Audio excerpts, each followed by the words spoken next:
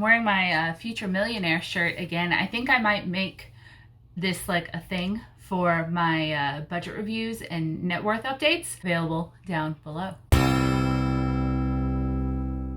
Hey friends, I am Sarah, also known as Budget Girl here on the internet, and I believe in transparent personal finance, and that if we talk about money, how much we make, how much we spend, and are just generally open about finances, especially personal ones, we can all learn from each other and do better ourselves and get wealthier.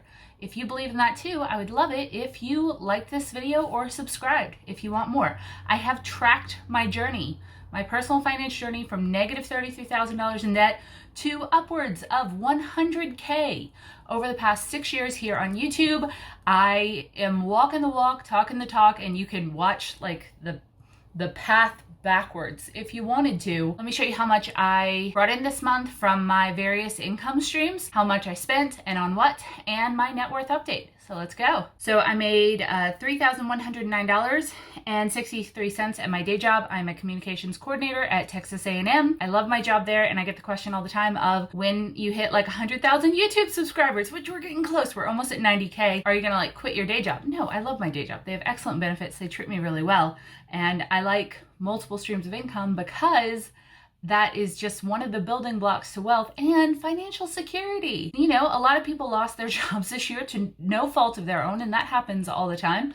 If I were to lose my day job, I have these other streams that can support me. Speaking of that, I made $6,075.68 on my main side hustle, Budget Girl, which is this YouTube channel that you're watching, which is my website, budgetgirl.com, which is my social medias and any sponsorships that I might do on those affiliates. And then on the next one is my other main source of income, which is my real estate investment. So I own a duplex in Texas. I rent out one side and I'm house hacking it.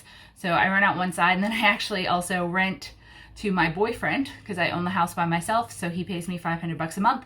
I have in rent. I have an article on that below. If you think that's weird for some reason, I talk you through it. That out. Jacob's half of electricity, rent, internet came to $677.39, and then renter for the last month for this renter paid me $10.50, and she left at the end of February. So yay, I have March, which I'm already in as I'm filming this.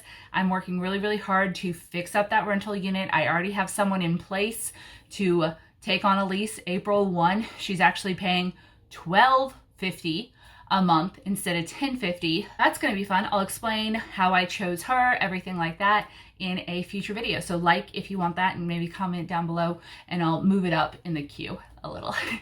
It's coming, but I have a big list, y'all. So my total income for the month of February was $10,912.70. Coming down to what I spent, my personal expenses come out to right about $3,200. So the majority of that is my mortgage for the duplex, and that in February was $1,573.25. It is normally $1,700. It is lower because I actually refinanced in the month of February, so I don't even have a mortgage payment in March. I got a lower rate, an overall lower payment. I'm still paying a little above that, but I'm gonna save tens of thousands of dollars over the course of this loan. I was at a 3.65, I'm now at a 2.75. Also have a video upcoming on that. All right, next up, $96 for car insurance, $50 for phone. $300 on gas. Is not actually just gas. The winter storms in Texas knocked out my battery on my car, so I spent $207 on a new one for that, which is totally fine. And then $150 for electrical. I spent $410 in personal. Got some new emergency prep stuff. I got a massage and just kind of miscellaneous-y, all pretty normal. Restaurant, I spent $212.84. Jacob's birthday was in February. On clothing, I spent negative $8 because I ordered something from Shein last month and then returned it, so I got that money back. I spend $20.07 on Hulu/Disney, and then I have a Kindle Unlimited subscription for $11 a month, which I use the mess out of. And I spent $52 in miscellaneous spending. Looks like prescriptions and a dental cleaning. Oh, and $268 in groceries. Somehow I skipped that. I normally save $930 a month for future sinking funds and for Right now, my big hunkin' money goal, which is my future real estate investment property, which is $500. And then I spend $700 a month for investing. Most of that is to max out my Roth IRA. The rest goes to a just regular trading brokerage account. A total spent, including investing and saving, of $4,792.72. This is gonna get changed up a little soon. I'm excited. So let's do business income and expenses real quick for Budget Girl. And I always like to show you guys everything that goes on behind the scenes here. If you purchase my budget, this budget and my net worth tracker are both available on my Etsy shop down below. Both are less than $10 and both are now available in both Google Sheets and Numbers, Excel, and Open Office forms. Ha! Brand new, brand new. So if you guys have been waiting to get my budget or my net worth tracker until it was out of Google Sheets, it's now in any spreadsheet platform you can imagine. And you can download it, you can go, you can track your wealth as you build it. Go check it out. For YouTube was the main income here on this. I made $3,147 on YouTube. So thank you guys so much. I'm really grateful. That's more than I've ever made on YouTube. Ever. This is so cool. I made $297 doing a little bit of money coaching, made $153.41 in Amazon Associates affiliates, and then I made $251.12 off of ads on budgetgirl.com. That's exciting. I'm still working to get up to 50,000 sessions a month so that I can apply for Mediavine, which will double or triple that number, and there will be less annoying ads. I keep turning off vignette ads and other annoying ads from AdSense on my website, and they just keep coming back. So I'm sorry if you've been to budgetgirl.com and had a bad ad experience. I've spent so much money getting people to help me fix it. But the main fix is going to be to switch to a different ad platform on that site. Next up, I cashed out my merch line for the last couple of months. I made $206 and 16 cents off of merch. So I've actually set the payouts on all of these fun BG Money saying shirts and cups and masks and stickers and mugs to basically as low as possible.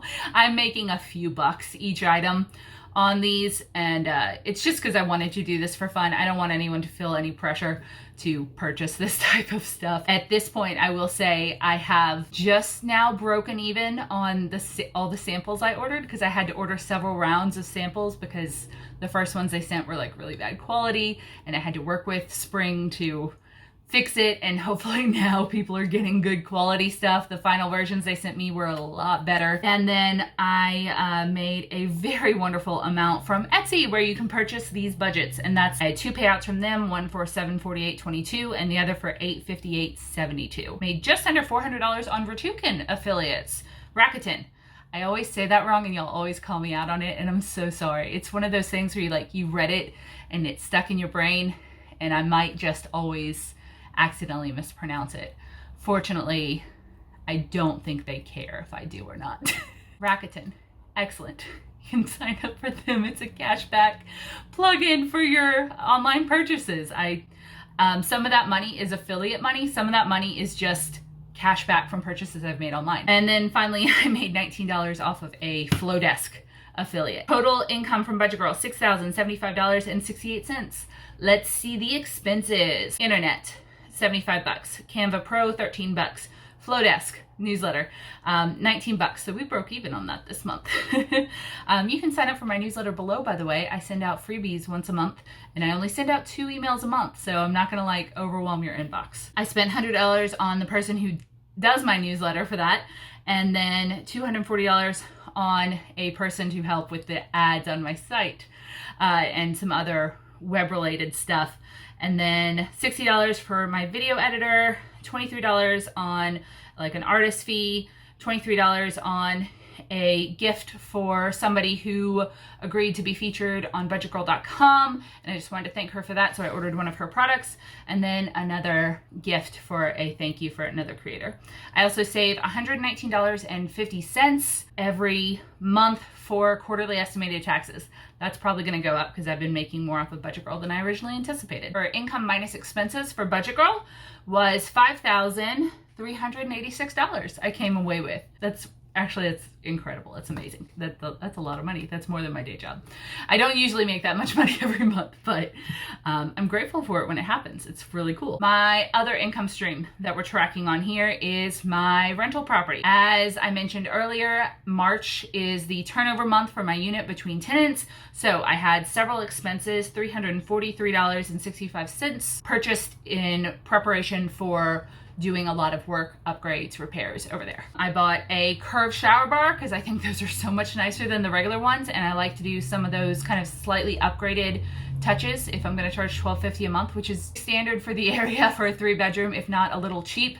But if I can find good deals and purchase upgrades for my apartment units, I think it'll create a nicer place for people to live, and people will be happier, and I'll be happier if they're happier. So anyway, curved shower heads, new keypad locks for that unit, so you can keypad in and just to change out the locks for safety. And those are like I'll be able to change those out between tenants and have a master code. I also ordered a Nest thermostat. What was over there was one of those little like 70s or 80s little dial thermostats, and those suck.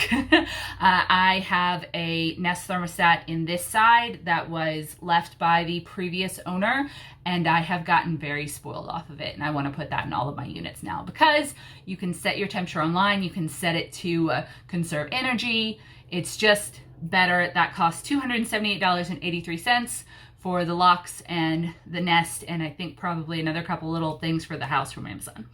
I also got a upgraded shower head for $11 from the local Restore, and I spent, oh, this is fun. Okay, you guys get to see this. I just finished it. So this is a little gift basket for my new tenant. I got this little Target basket from a warehouse sale type thing. I also got this tea towel. Essentially, you can deduct $20 a year for a new tenant gift on your taxes. I have never received a gift basket when I moved into a place, but I thought it would be really cool.